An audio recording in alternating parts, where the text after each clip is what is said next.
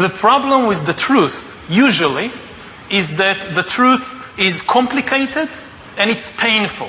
No, I think maybe in a couple of decades when people look back, the thing they will remember from the COVID crisis is this is the moment when everything went digital.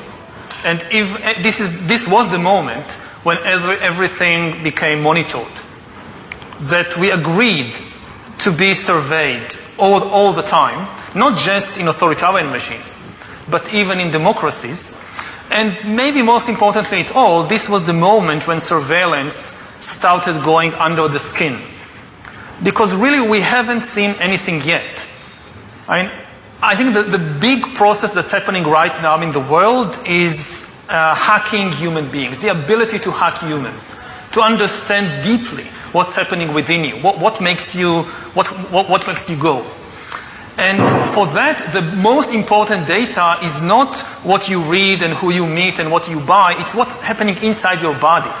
So we had these two big revolutions, the computer science revolution, or the infotech revolution, and the revolution in the biological sciences. And they are still separate, but they are about to merge. They are merging around, I would say, the biometric sensor. It's the thing, it's the gadget, it's the technology that converts biological data into digital data that can be analyzed by computers. And having the ability to really monitor people under the skin, this is the biggest game changer of all. Because this is the key for getting to know people better than they know themselves. And COVID is critical because this is what convinces people to accept, to legitimize total biometric surveillance. If we want to stop this epidemic, we need not just to monitor people, we need to monitor what's happening under their skin. Their body temperature. Like we walked in here, we had to go through a body temperature test. Even in Israel, it has become a national security issue, right? So again, I'm not against surveillance. It's an important tool, especially to fight epidemics. The question is again, who is doing it and how? If you give it to the security service to do it, that's extremely dangerous. Yes, now they're using it to see whether you have the coronavirus. But exactly the same technology can determine what you think about the government. You know, anger is a biological phenomena just like disease. It's not some spiritual thing out there. It's a biological pattern in your body.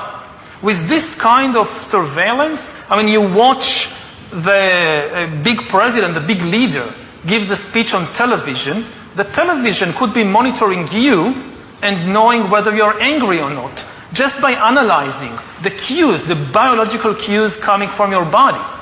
So now people are now watching us online, all over the world, this conversation.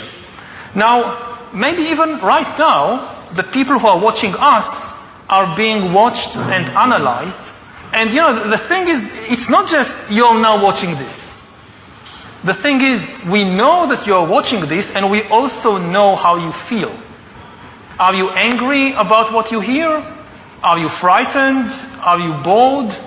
This is the kind of power that Stalin didn't have. You know, when Stalin gave a speech, everybody, of course, clapped their hand and smiled. Now, how do you know what they really think about Stalin? It's very difficult. You can't have a KGB agent following everybody all the time. Even if you do it, he's just watching your outside behavior. He doesn't really know what's happening in your mind. But in 10 years, the future Stalins of the 21st century, they could be watching the minds, the brains of all the population all the time. And also they will have the computing power to analyze all that.